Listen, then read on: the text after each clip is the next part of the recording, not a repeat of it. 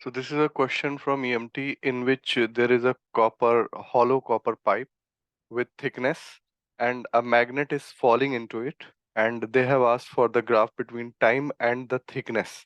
Okay, so if a magnet falls through a hollow copper pipe, so there will be the flux change with respect to pipe because it is a copper pipe or metallic pipe. So there will be induced current, and that induced current will oppose the cause, which is the falling magnet. So that induced current will create a magnetic field which will apply a inverse opposite force to the magnet.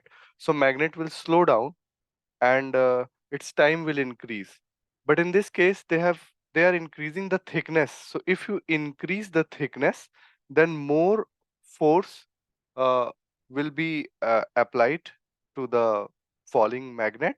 And so if you increase the thickness, it will take more time to reach to this level because the length is constant. Okay, so the exact expression will be a little complicated to calculate, but you can by analyzing it, you can tell that this graph is correct, because in one of the graph it is not depending, in one of the graph it is decreasing, and in one of the graph it is increasing and then decreasing. So there is no reason for all three of them.